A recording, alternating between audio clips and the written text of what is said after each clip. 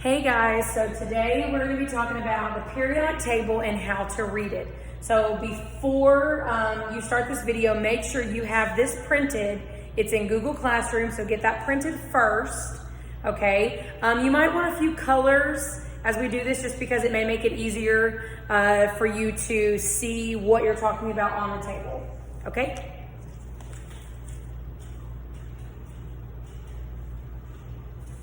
All right, guys, so we talked about atoms last week, and we talked about how atoms have three particles. They have protons, neutrons, and electrons.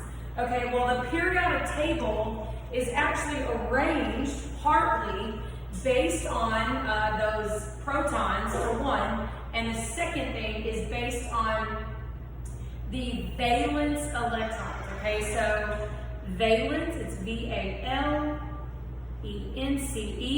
The valence electrons are the ones that are in the outermost orbit. So they are the furthest away from the nucleus. And they range from 1 to 8. Okay? So there's always going to be 1 to 8 valence electrons in a particular element. And we're going to talk a lot more about valence electrons in our next unit because they are very useful when it comes to bonding and when elements create compounds. And as always, if I'm going too quickly, pause the video, write down the notes as we go.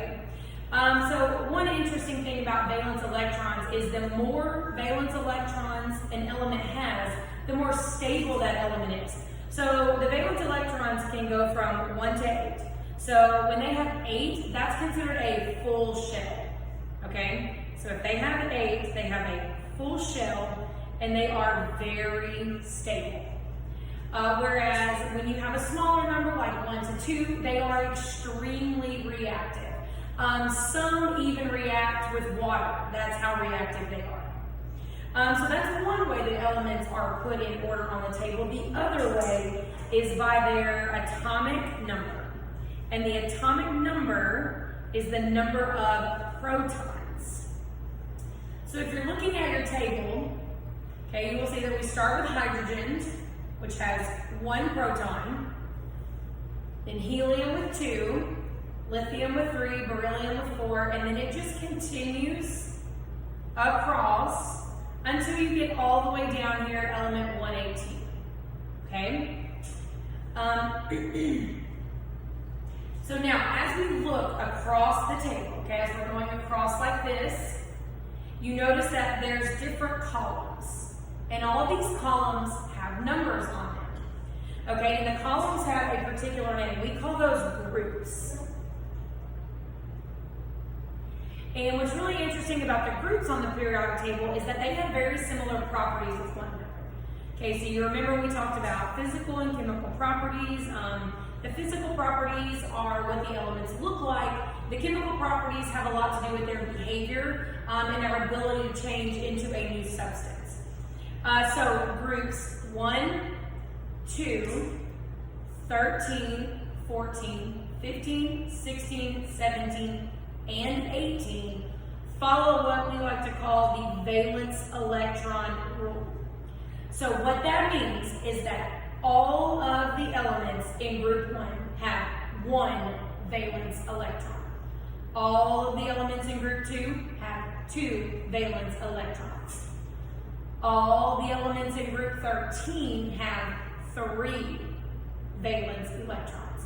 14 has 4, 15 has 5, 16 has 6, 17 has 7, and then group 18 over here, those are the ones with the full shell other than helium, okay, because helium only has 2, but every other one has a full shell of 8 electrons. So this column over here is very stable. They're very stable and they do not react very much with other elements. Okay, so now your groups 3 through 12 in the middle, they do not follow that valence electron rule. And we call these guys transition metals. Okay, so transition metals do not follow the valence electron rule. In 13 through 12, there are different different valence electron numbers, and there's really not a pattern to those.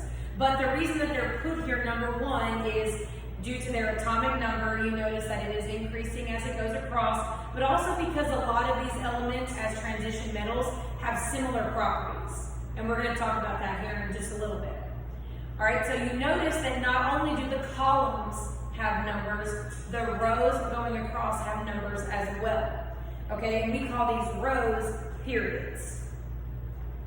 There are 7 periods, and each period starts with an element that has 1 valence electron, and it ends with an element that has 8 valence electrons, except for period 1. It ends with helium, which only has 2. But because helium only has 2 electrons, it's considered to have a full shell.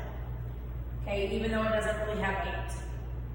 All right, guys, so that is it for figuring out how the periodic table is arranged.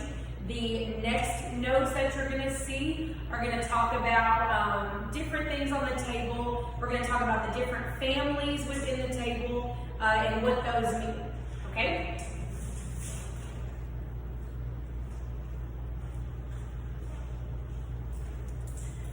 All right, guys, so go watch video 2.